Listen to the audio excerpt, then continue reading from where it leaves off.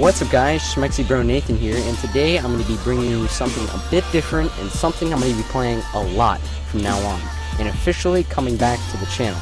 I haven't made a video for almost 2 months, and the reason being is I was out of state visiting some family, and when I got back I wasn't able to get on my computer or put a video up until now. Hopefully from now on I'll be able to get up at least 1 to 2 videos every week and not have any more crazy absences where I'm gone 1 or 2 months. But enough of that, let's talk about Insurgency, which is the game I'm playing right now if you couldn't already figure that out. Basically what Insurgency is, it's a extremely realistic multiplayer tactical first-person shooter. It's kind of a mouthful, but basically it's a video game.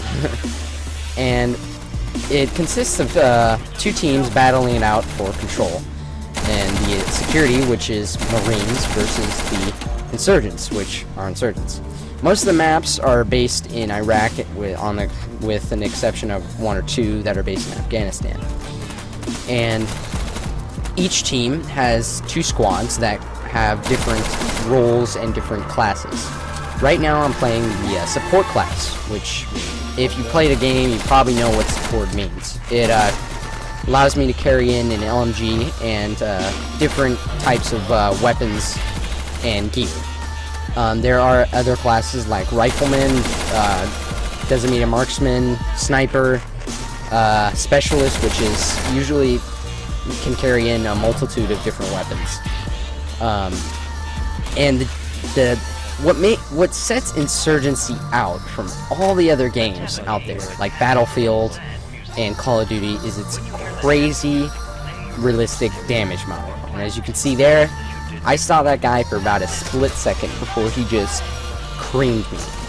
And another right there where all he had to do was put 1 bullet into him and that guy was gone. The damage model is usually between 1 to 2 bullets to take down your enemy, with an occasional 3 bullets to take down your enemy if their enemy is wearing heavy armor. That's another thing, heavy and light armor. That's the difference is heavy obviously is heavy. It weighs a lot more, so it slows your character down and increases how fast they will get tired out, basically. And light armor is just a little lighter obviously, and it can't absorb as many rounds as heavy armor can. And taking in different types of armor and weapons will decrease your supply, and each team starts out with a certain amount of supply points. In this case, my team started out with not that many supply points, so I wasn't able to take in a bunch of stuff. I was only able to take in some heavy armor, a smoke, and my LMG with a holographic sight and some armor-piercing rounds. And that may seem like a lot, but there are a lot more stuff I could have brung in. Each gun and each equipment item takes up a certain amount of supply points. For instance, my LMG took up 4 supply points with the addition of the holographic sight and the armor-piercing rounds, which the armor-piercing rounds took 3 supply points and the holographic took 1. And depending on the type of equipment or armor, takes up different more supply points. For instance, heavy armor take 3 supply points, or 2 in this case, which as security, heavy armor only takes 2, and light armor actually only takes 0. Security and insurgents have different benefits for each of their classes, for each of their teams. For instance, security, their light armor and their chest rig don't cost anything. However, their chest carrier, or their plate carrier I should say, which takes up 2 supply points and is a lot heavier, you can carry more mags. But heavy armor, obviously, it's heavier. I'm getting a little off track here, but you get the general gist. The better the equipment, the more supply points it takes. So there also obviously are different game modes. Different game modes come with every game. So the game modes you'll see me mostly be playing consist of infiltrate, ambush, push, and firefight. Firefight you're probably seeing me play the least out of all these. Not that it's the worst, but that I don't really play it that much. Firefight is basically Conquest if you've ever played Battlefield. There's 3 points, and you have to try to secure all the points to win. If, for instance, each time you capture a point, you spawn in all your dead teammates, and you also give your team an extra wave. And if you can see at the bottom, my team has however many waves, and the enemy team has however many waves. And capturing a point in that game gives your team an extra wave, and also spawns in all your dead friendlies.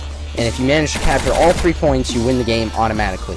Or if you manage to eliminate the entire enemy team, you also win.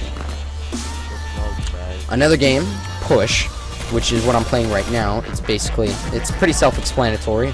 One team tries to push against the other team. Once your team, Insurgents or Security, captures a point, the enemy team can't capture that point back. They're officially moved back to the next point. So, for instance, my team captured point Bravo. Now, the enemy team has to move back to point C. They can't retake Bravo, they have to try their best to defend C, as they're doing right now. Push consists of 4 objectives. 3 capture objectives, which is what we're doing right now. C is the last capture objective. The very last objective overall is the destroy objective, which is the enemy's cache. Once you destroy the enemy's cache, you win the game. Or, once you get to the cache, the enemy is pretty much out of waves by then, so you'll be able to either completely eliminate the enemy team or destroy their cache. Either one works.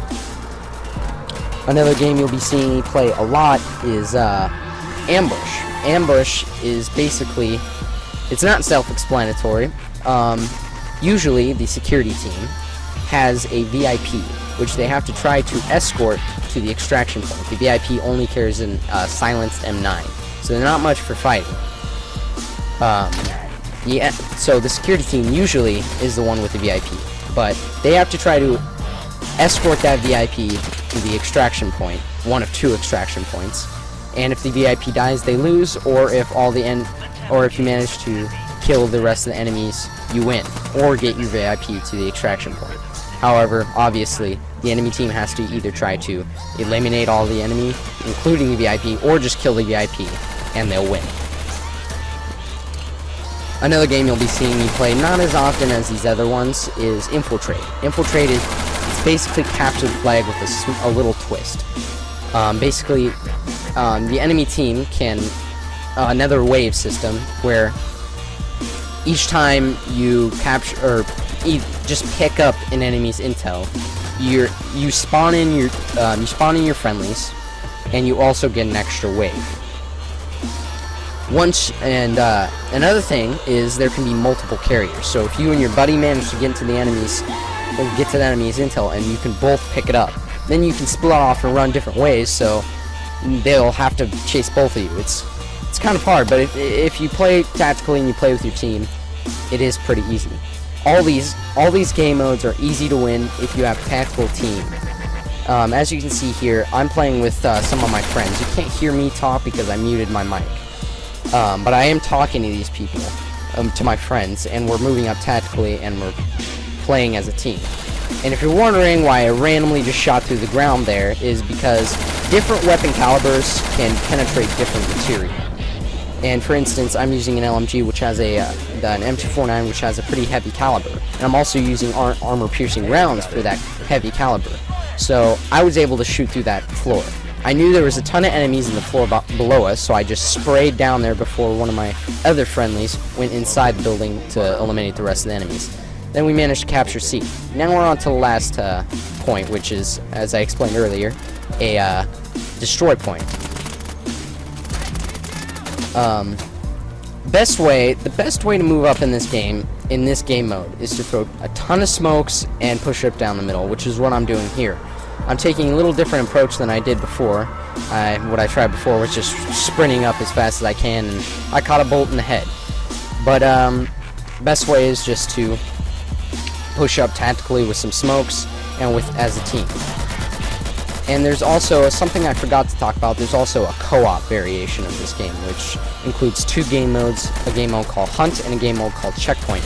Checkpoint is basically a push type thing where you push to each checkpoint clearing out enemies as you go, and hunt is where you have to search for the enemy's cache and destroy it, or just take out all the enemies.